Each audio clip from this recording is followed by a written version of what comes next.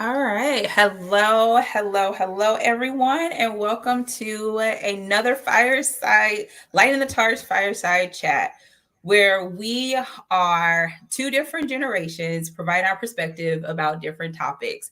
My name is Candace Miles. I am the founder and CEO of No Gap Consulting, representing the millennials. So, all the millennials, if you're out there, throw a thumbs up in the chat, wave at me. I'm not only the CEO of No Gap Consulting, where I empower Black millennial and Gen Z women who are entering into leadership for the very first time. Like I said, I'm also to the millennial, giving a millennial perspective. I'm a daughter, I'm a sister, and I'm somebody's future wife out there. Not throwing it out there, but Okay. let me pass it on over to who is joining me today. Hey, Cynthia. Hello, Candace, and hello, everyone out there to our LinkedIn family and other platforms. Welcome to this Lighting the Torch series. I am introducing the Gen X perspective. And again, I'm Cynthia Haley, CEO, and that stands for Chief Energy Officer of Transition to Infinite Possibilities, where I specialize in coaching professionals to elevate their careers, but also elevating their energy. So everything I do comes right back to how we show up every day. And I am excited to be on this platform today. For those that don't know, Candace and I host this series every first and third Thursday. So thank you to those who have joined us in the past, and thank you to those that are here. Hi, Carla. I can see your comment. I'm so excited for that. Technology is on our side today. And let's go ahead and get into the topic, Candace. So Let's do. as we were chatting, we decided to name this series how it started versus how it's going. And bouncing back stronger together. And we chose that as the title because we thought, one, it's National Mental Health Awareness Month. And two, there's this trend right now of how far have we come 4 years later, right? Like, how have you changed? How have things evolved 4 years since 4 years ago? And everyone knows 4 years ago, we were in a pandemic. 4 years ago, we were doing this exactly. We were on video. Mm-hmm. And and so, you know, we had to work with what we have. And so when I also think back 4 years ago, it taught us, or it tested, I should say, our resilience. And it challenged us to, go places, do things in ways we had never imagined before. And so, what I'll say as we kind of get started, let's take a trip down memory lane, maybe kind of reminisce on 4 years ago. What was happening, and how did you feel 4 years ago? What kind of comes to mind for you?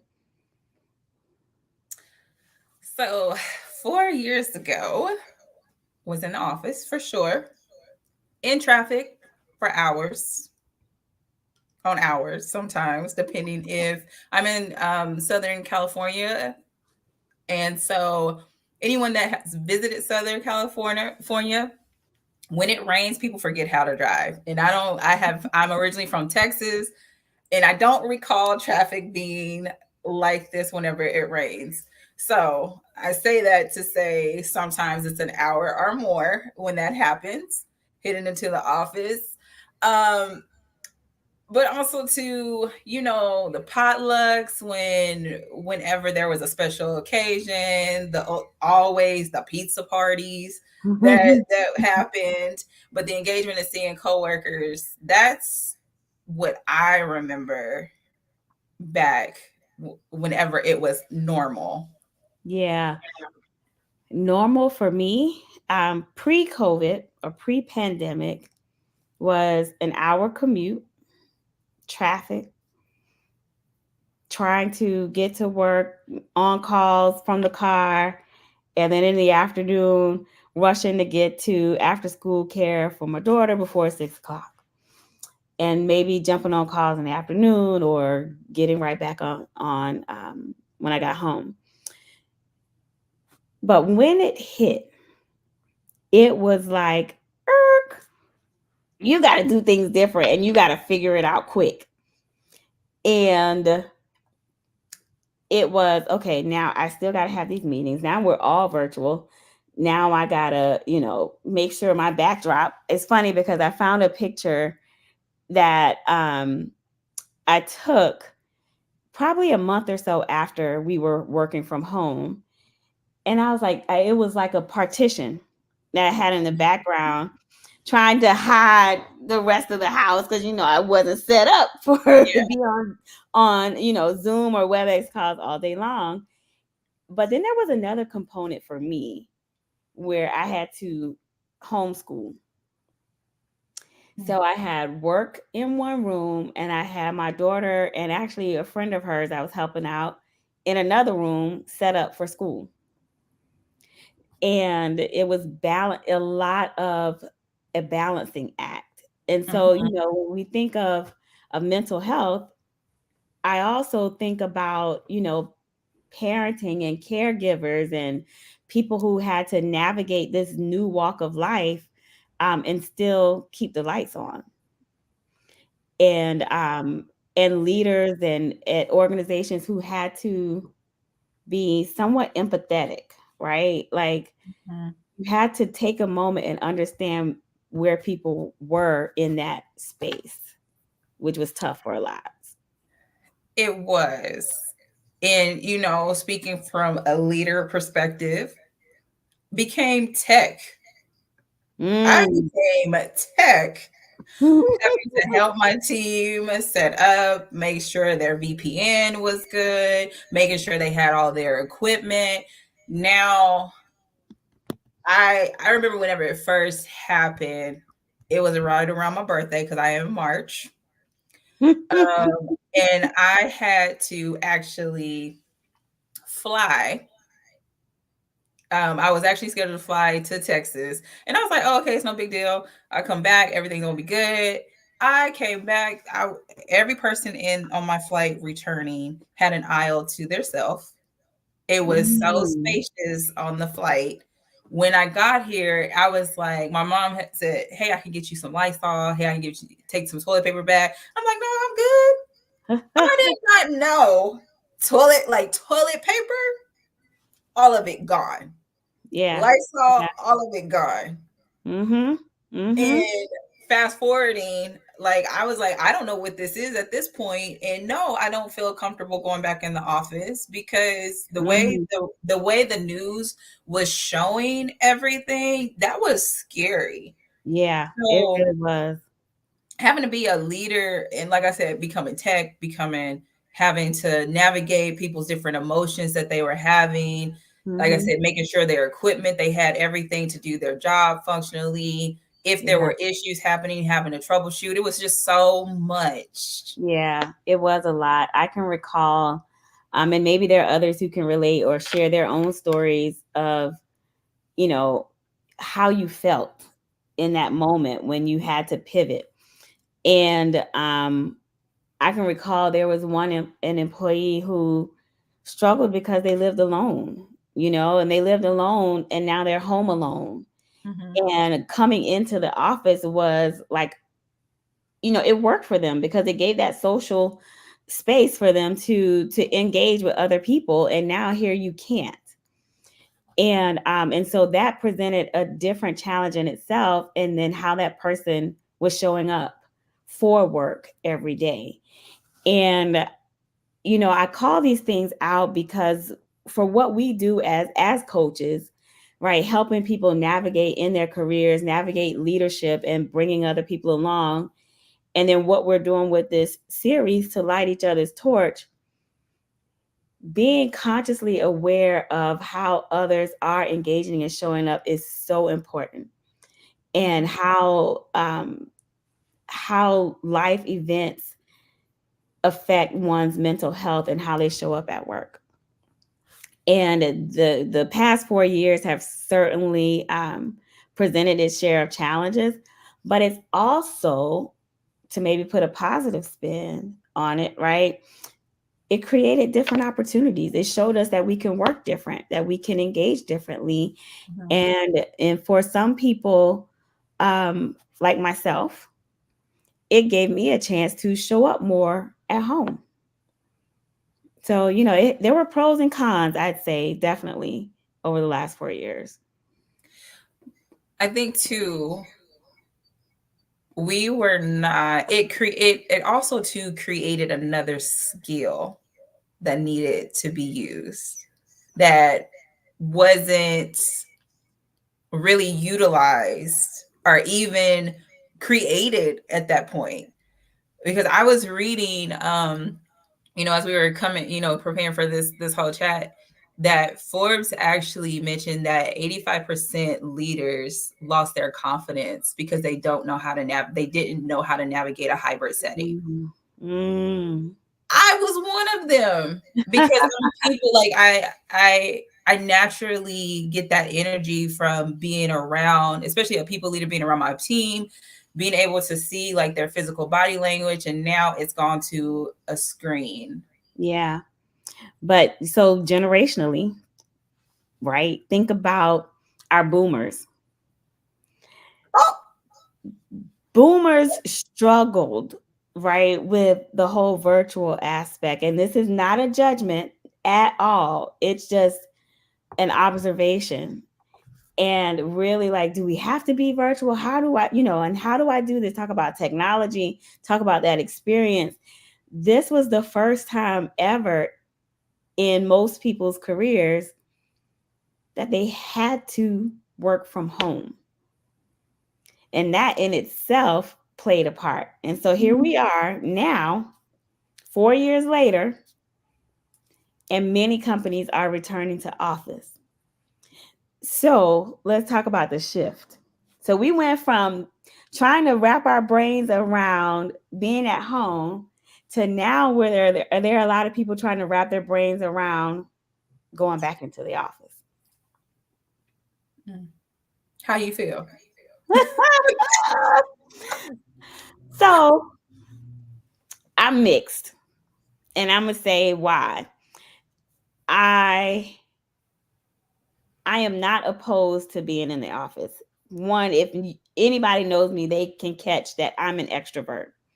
So I enjoy engaging with people. Mm-hmm.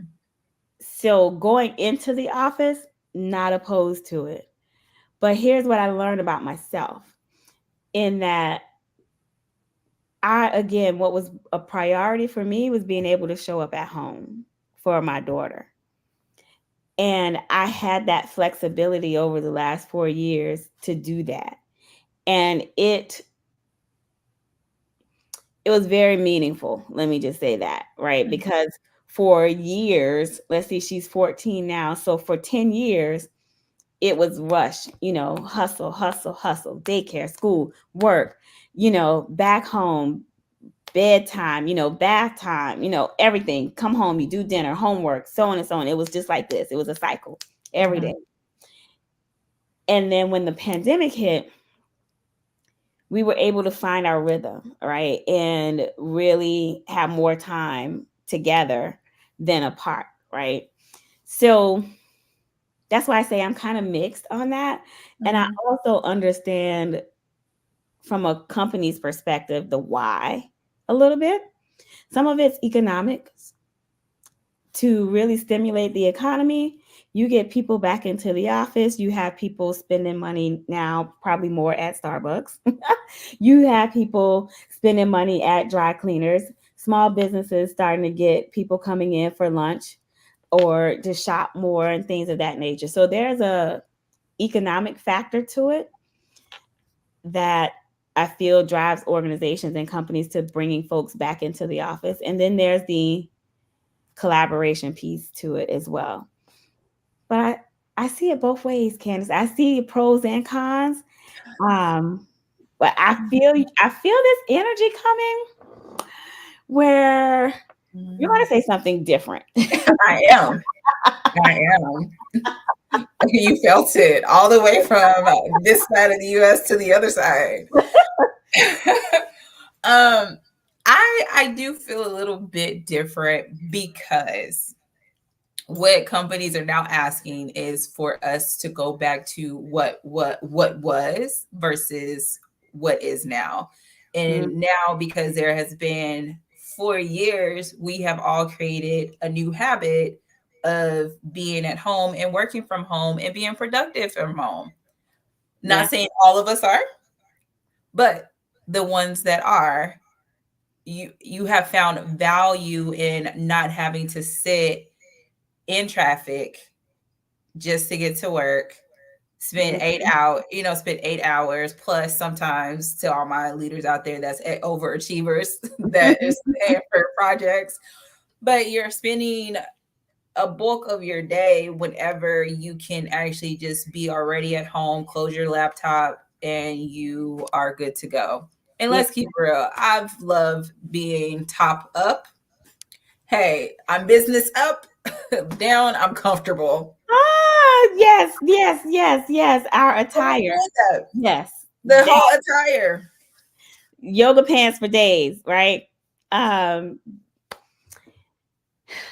you talk about, being productive and the time that we spend in the car and that sort of thing. I do agree, right? Like 2 hours of my day would be in the car Mhm. when I was going into the office um, 4 years ago, prior to COVID.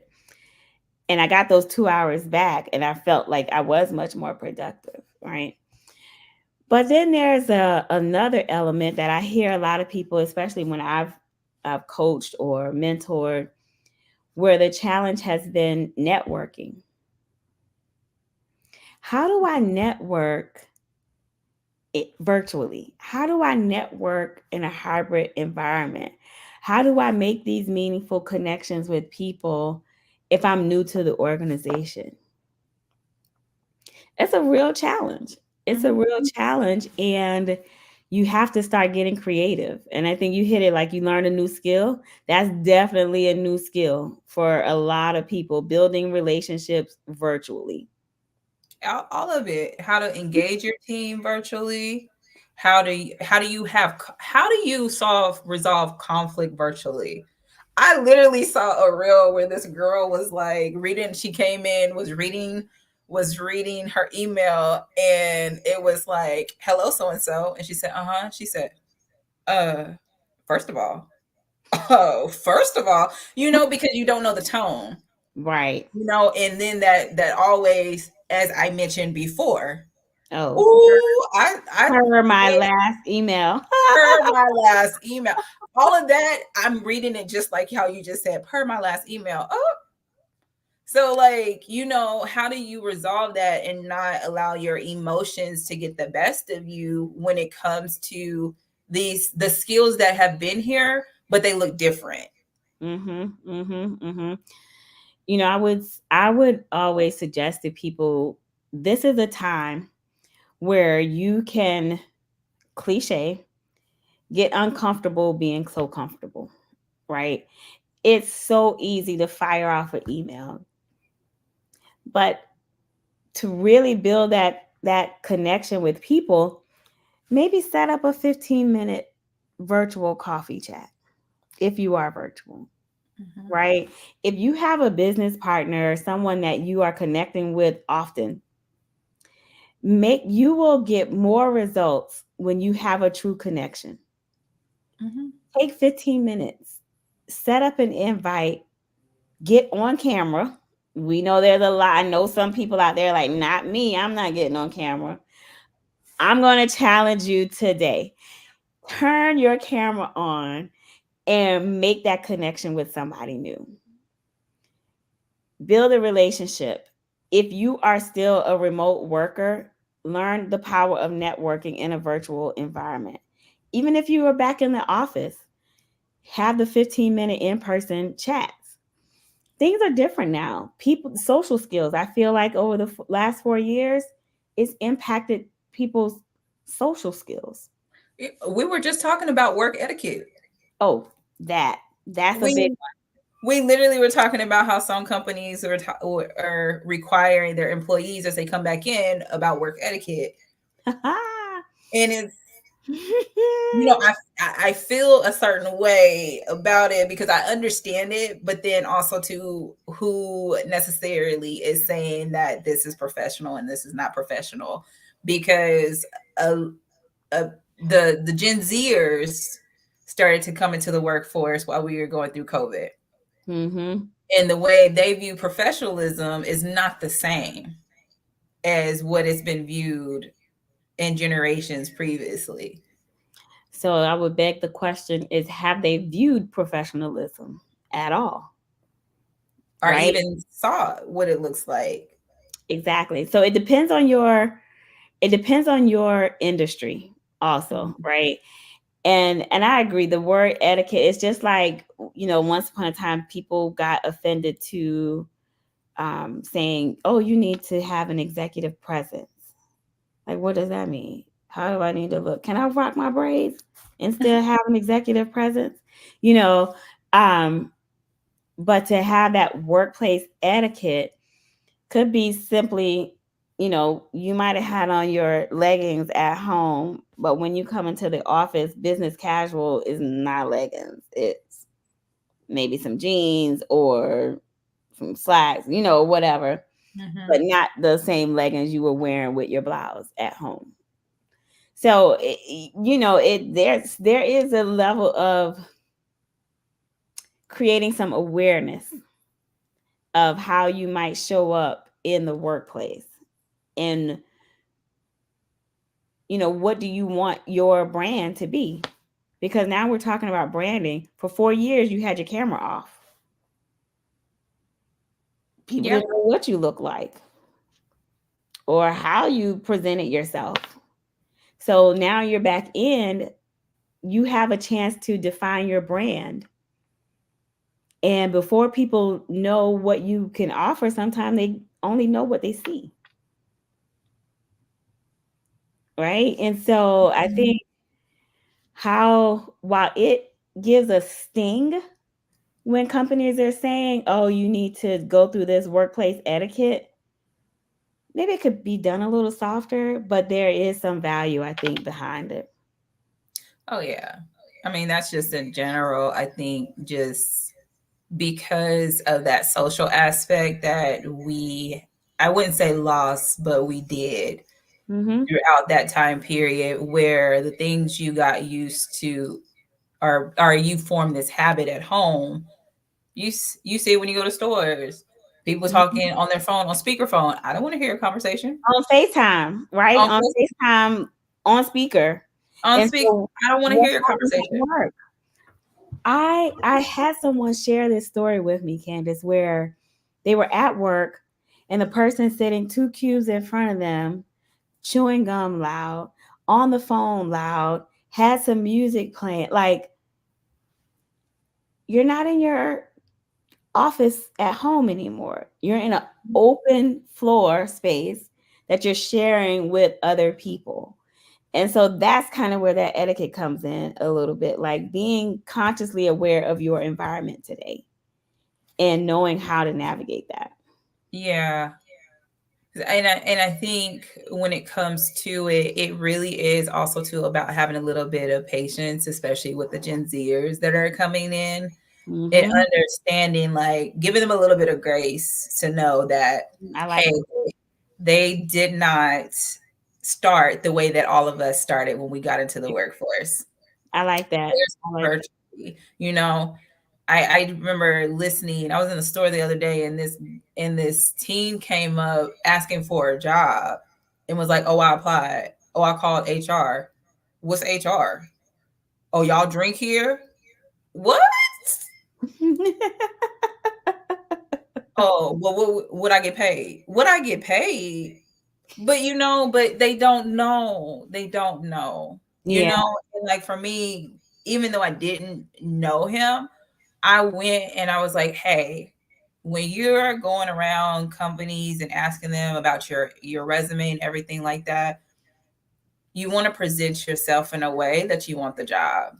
I was like, and right now I'm just gonna be real. The way you presented yourself is like you telling them that you don't want this job. Yeah.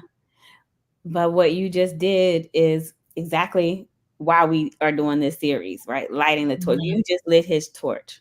Yep. And you're talking about navigating the last 4 years and how people have thrived or even survived, right?